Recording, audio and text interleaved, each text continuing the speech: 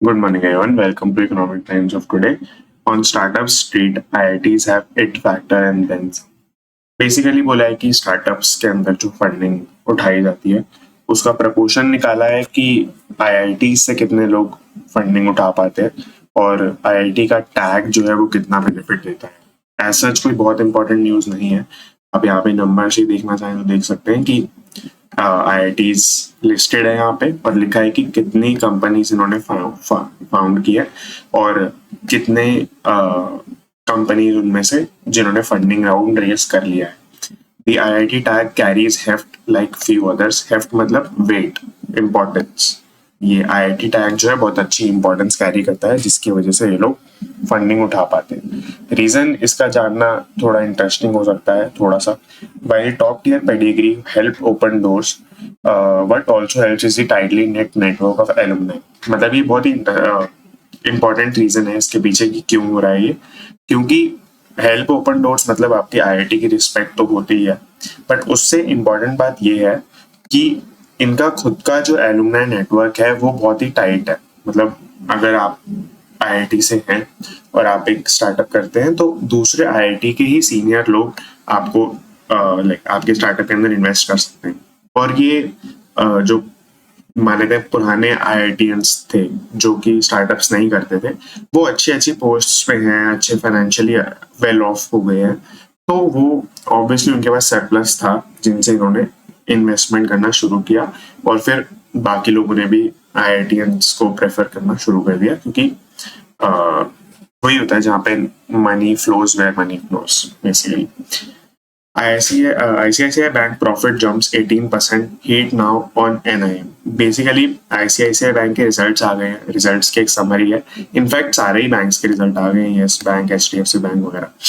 क्या होता है कि बैंक्स को अगले मंथ की मतलब ये मार्च के रिजल्ट्स आए हैं इनके, तो जैसे मार्च का क्वार्टर खत्म हुआ तो क्वार्टर खत्म होने के बाद अगले महीने की 20th से पहले उनको अपने रिजल्ट्स निकालने होते हैं।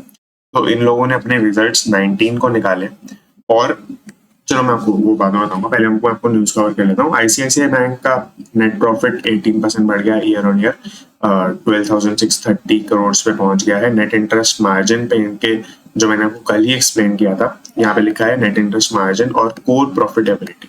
नेट इंटरेस्ट मार्जिन में थोड़ा सा वापस बता देता हूँ। बैंक का मेन काम होता है डिपॉजिट्स लेना और डिपॉजिट्स को अक्यूमुलेट करके लोन देना, ठीक है। तो अब जिस रेट पे वो लोग डिपॉजिटर्स को यानी कि आप लोगों को नॉर्मल लोगों को पैसा इंटरेस्ट देते हैं सेविंग्स अकाउंट पे, करंट अकाउंट पे, एफडी पे, वो एक इंटरेस्ट देते हैं ये लोग 6%, 4%, 5% वगैरह। फिर एक जो लोन देते हैं ये लोग उस पर ये लोग इंटरेस्ट चार्ज करते हैं, वो बहुत ज्यादा होता है, 10%, 12%, 15%, depending upon the loan and the maturity and all that.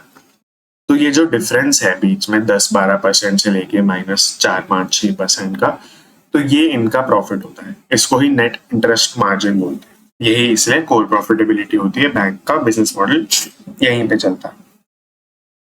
Sorry, तो अब क्या हो गया कि संदीप बत्रा इसके ईडी हैं, इन्होंने इनसे क्वेश्चन किया गया कि आपका नेट इंटरेस्ट मार्जिन तो उतना नहीं इंक्रीज किया है जितना आपका profit in general like as a amount increase किया है।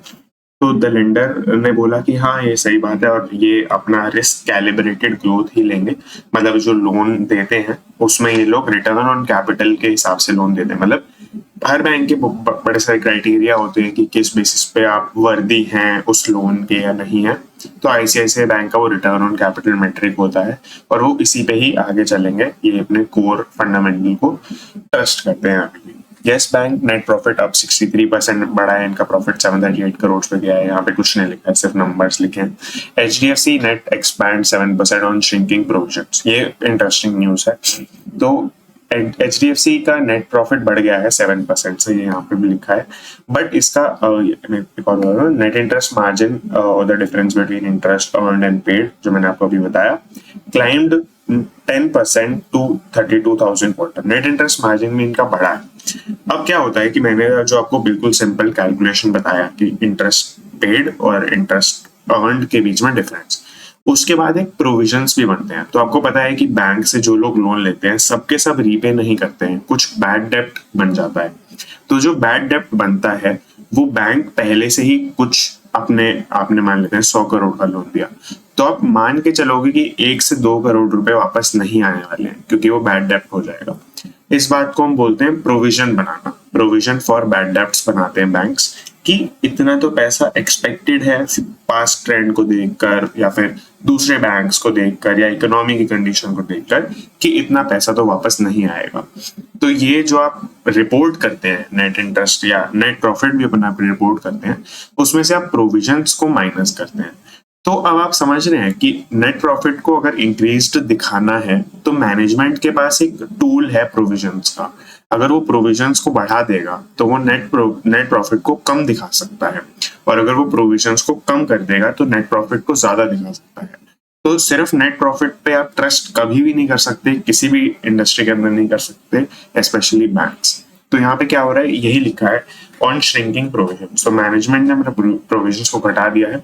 अब इसके आपको रीजन समझने पड़ेंगे, इसका लाइक रियल रीजन भी हो सकता है और इसका मतलब वो रीजन, सॉरी मैं बोल रहा था कि हाँ, आपको प्रोविजंस ये जो श्रिंक हुए हैं इनका रीजन समझना पड़ेगा कि क्यों श्रिंक हुए हैं, तभी आप एक कॉल ले सकते हैं कि ये मैनेजमेंट मैनिपुलेट कर रहा है या फिर फ्यूचर के लिए बेटर प्रिपेयर कर रहा है। हो सकता है मैनेजमेंट को लगे कि आगे मार्केट अच्छा चलने वाला है, तो हम फालतू में प्रोविजंस बना के नेट प्रॉफिट कम क्यों करें, अपना पैसा ब्लॉक क्यों करें, तो वो ये नहीं रखेंगे, कम प्रोविजंस बनाएंगे। मैं बट ये पूरे बैकग्राउंड के अंदर मैं आपको एक और चीज बताता हूँ। आईसीआईसीआई बैंक का रिजल्ट्स रिपोर्ट हुआ 19 अप्रैल को, सैटरडे को। मैंने आपको बताया था 20 तारीख की इनकी डेट होती है, तो उससे पहले इन्होंने एक दिन पहले रिपोर्ट कर दिया। अब आपको दिखाता हूँ मैं एक चीज, आईसीआईसीआई बैंक का ये चार्ट है स्टॉक मार्केट का, वन डे चार्ट है। 17 तारीख को इसमें इतना वॉल्यूम आया और इतना इंक्रीज आया। 17 तारीख को किसी को नहीं पता था कि ये इंक्रीज हो जाएगा, ऐसा हमको लगता है, बट जो बिग प्लेयर्स है, जो बिग मनी है, उनको सब पता होता है, और वो एक्सपेक्टेशन पे भी चलता है थोड़ा बहुत, बट उनको पता भी होता है। तो कंपनी के इनसाइडर्स से पूरी इंफॉर्मेशन लीक होती है, और इंडियन मार्केट तो बोला ही जाता है कि पूरा इनसाइडर इन्फो पे ही चलता है। तो आप देख सकते हैं 17 अप्रैल का चार्ट है, मतलब आपको वैसे भी पता होगा कि 18 अप्रैल को गुड फ्राइडे था तो मार्केट्स बंद थे, 19 और 20 को तो सैटरडे संडे मार्केट्स बंद रहते ही हैं। तो 17 तारीख को ही लास्ट मार्केट खुला था और लास्ट मार्केट 2% से ऑलमोस्ट बढ़ा है। बहुत ही बड़ा इंक्रीज होता है, मतलब अगर आपको 2% 3% कम लगता है तो मतलब बहुत ज्यादा होता है, ठीक है।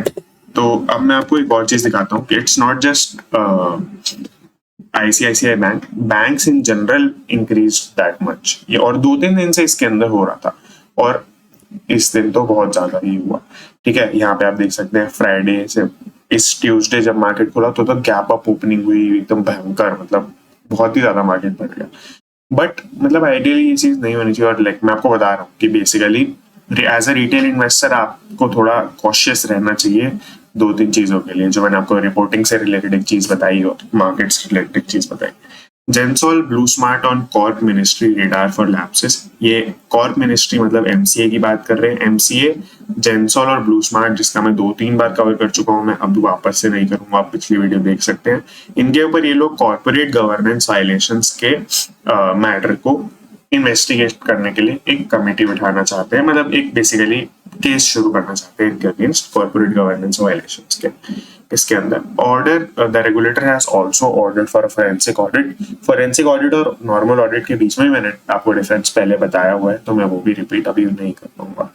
As phone exports skyrocket, some fly under radar. Phone exports skyrocket मतलब इंडिया जो फोन एक्सपोर्ट्स करता है वो 2 लाख करोड़ का एक मतलब साइकोलॉजिकल मार्क है। 2 लाख करोड़ की कभी क्रॉस नहीं हुआ था, वो क्रॉस हो गया है इस फाइनेंशियल ईयर के अंदर, और मतलब लेड बाय एप्पल। एप्पल ने अपना सबसे ज्यादा इंक्रीज कर लिया है शेयर, जो कि वैसे भी पॉजिटिव सेंटिमेंट है, क्योंकि एप्पल की डिमांड बहुत अनसर्टेन नहीं होती है। एप्पल एंड सैमसंग दोनों मतलब सबसे ऊपर है, वो होंगे ही ऑब्वियस बात है, क्योंकि वो सेल्स में ही सबसे ऊपर है पूरे वर्ल्ड की। बट इसमें जो दूसरी बात लिखी है, सम फ्लाई अंडर रेडार, वो मैं आपको बताता हूँ। क्या हो रहा है कि यूके मतलब रशिया यूक्रेन जो कॉन्फ्लिक्ट हुआ उसके बाद एप्पल ने अपना हॉल्ट कर दिया कि हम अपना गुड्स वहां पे नहीं बेचेंगे, बट इंडियन एक्सपोर्टर्स नहीं माने। इंडियन एक्सपोर्टर्स ने एस्टिमेट किया जा रहा है कि out of this 2 lakh crore 9 to 10,000 crore non official export से आ रहा है, जो कि आपका रशिया के ही, रशिया जैसी कंट्री इसमें आप अपना फोन्स को सेल कर रहे हैं। ऐसा एक और केस है जो कि है अफ्रीका नॉन प्रायोरिटी मार्केट्स के अंदर आता है। सैमसंग गैलेक्सी और आईफोन दोनों के नॉन प्रायोरिटी मार्केट्स में आपको सेल करना अलाउड नहीं है एज एन एक्सपोर्टर। ये आईफोन की ऑफिशियल स्टेटमेंट है, एक उसकी वायलेशन यहाँ पे लिखा भी है, to be sure this is a violation of the terms of the contracts for brands like Apple that prohibit retailers और distributors from exporting its product. वो प्रोहिबिट करते हैं, वो ये अलाउ नहीं करते हैं।